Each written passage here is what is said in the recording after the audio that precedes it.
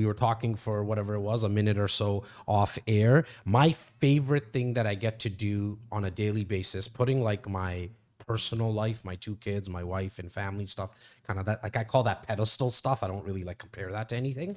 My favorite thing to do is content. Why? Because especially in a long form like this, like we're going to go for 45 minutes, an hour, whatever it may be, 2 hours, right? And I get to learn from someone else, right? Where in my day-to-day job, being a real estate broker, having a team, it's been literally, I'm in my 20th year. There's some monotony to it, right? And I kind of know what to expect. Yeah, the market changes and all that, but I've been in the sales industry for coming up to 30 years that I kind of figured it out, so to speak, which some of that means that it really just comes down to adjusting.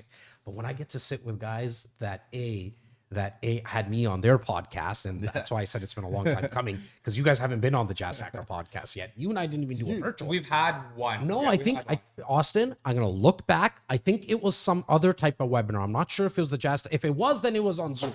It was on Zoom. Perfect. Okay. Pandemic time. And Mayu was too busy for us. It was too cool. I'm not sure which one it was. He didn't make it out. But to answer your question, brother, I'm truly living the dream. Like, you noticed the sign that said established in Rexdale. Like, I'm a kid from Rexdale that now gets to speak to whoever wants to listen, for all the people that are watching. Started this podcast 4 years ago, hundreds upon hundreds of thousands of downloads and views and all that. I'm not saying that to impress anyone.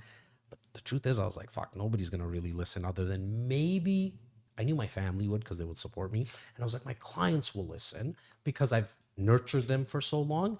I never thought like I would be walking in a condo elevator and people are like, hey man, it's you, Jas Takhar, like from the podcast. And it feels nice that you put in all the work and people are listening. And I'm talking to 2 podcasters, right? So first and foremost, what's your podcast name? Where do people find it? And what is it about? Rise Real Estate Investing Podcast or networks, right? The t-shirt. I love it. Most of our downloads are Spotify, iTunes. That's a real platform. We started doing YouTube literally in the last like 3 to 6 months or so, right? Ultimately, just more so like to change it up, to expand the network. We were talking about this right before with the entire LinkedIn approach as well, right?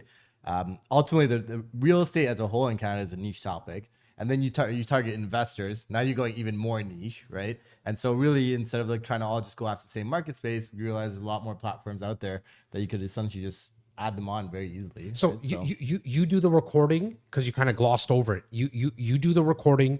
It's you 2 hosting it. You bring on guests, and then you do the recording like virtually, right? From what I remember.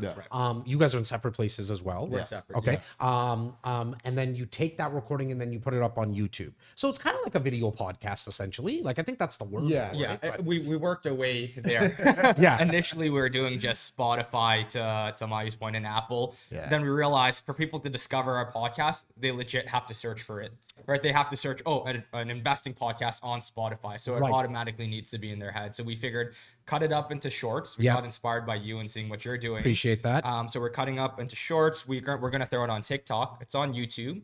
I think, what was it? Like our 2nd or 3rd short with Andrew Trubetta. He's a paralegal. Okay. We got like 3K views on our shorts. On YouTube Shorts. Yeah. So it's insane right now. I've been screaming from the rooftop, especially to 50% of my viewership is real estate investors. 50% is real estate agents and real estate professionals, the mortgage guys and all. Like I always call them the cousins in our industry.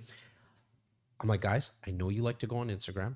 I know that's the thing and it's kind of cool. First and foremost, I think Instagram right now in 2024 February is a very tough place to break through because there's so much content going there. YouTube Shorts, you put up a fucking video, you'll get 3,000 views, you'll get 5,000 views, and it's gonna have more of an evergreen effect. And what I mean by that is because it's sitting on YouTube as a short, people search on YouTube, which will give people the opportunity to also go to your long form. Yeah, it's a search engine, right? It's basically, I think Gary Vee says it, like the search engine now is TikTok, it's YouTube Shorts.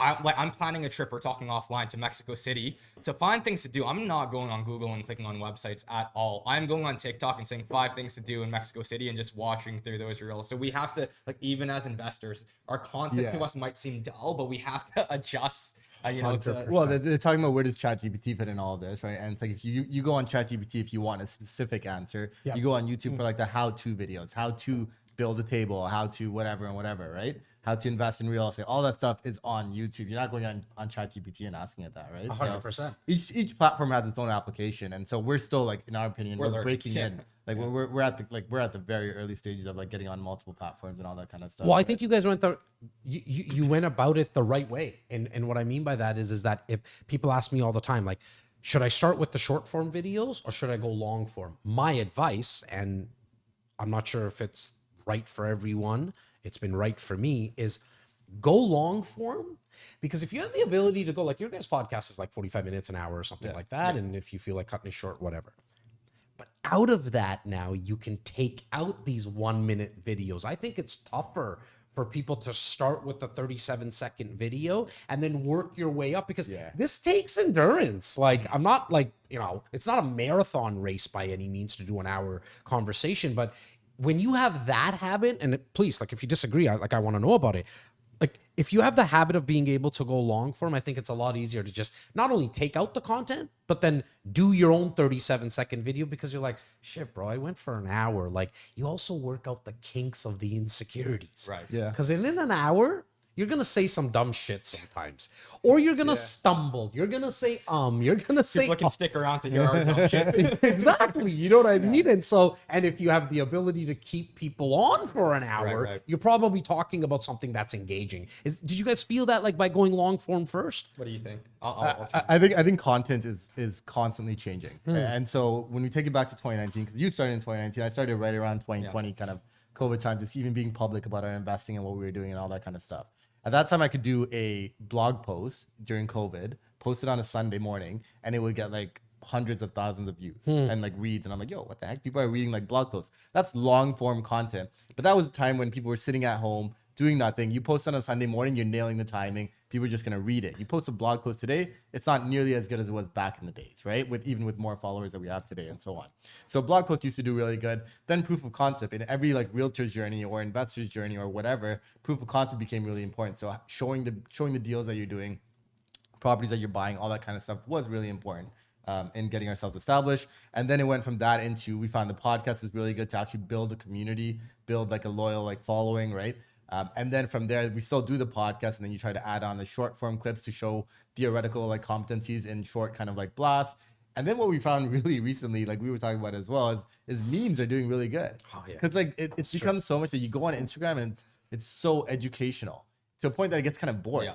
Like I have to go on TikTok to dumb it down a little bit. Right. Because you're going on to catch a break, right? You're not going on to learn and like Google. Yeah, stuff, most right? people on those social platforms are going to get entertained. Yeah. If you can find a way to use of, I don't even know if it's a real word, but like edutainment, I think that as a content creator, if you can cross that, I think you have a much better chance of winning, because when they're going on these social platforms, they don't really want to learn. Yeah.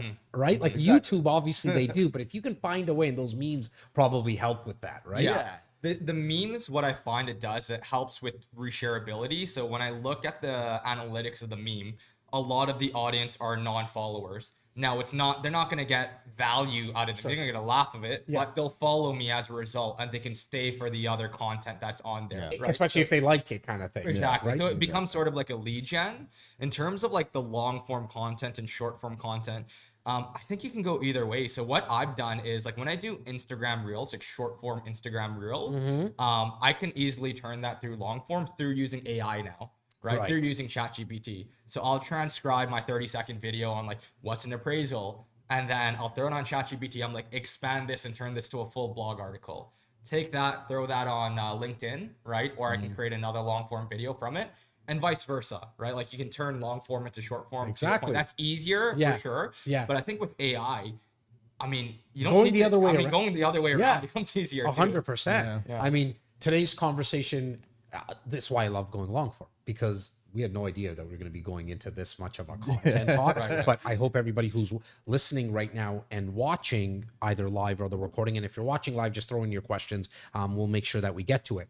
But the role that content plays. Like it doesn't matter what you do. These boys are not, correct me if I'm wrong, none of you are licensed real estate agents, unless that's changed in the last year. Do mortgages. You're mortgages, okay. Yeah, so you're a real estate professional, the cousin that I'm talking about in the industry. But even as investors, that's what the conversation is going to be about today. You know the importance of content. Right. Because at some point, you guys probably hit a wall. It's what I always tell investors. At some point, you're going to hit a wall where you can't get financing. It's not going to become as easy as it was maybe for the first 5, 6, 7 properties. And for some people, maybe after their first 2 or 3, right? One thing that you're going to have to look at is doing some type of joint ventures, getting some money partners, raising some capital. And I got to tell you, I probably get, without any exaggeration, every week I get at least 3 emails in the last 5 years. Every week nonstop of somebody trying to raise capital.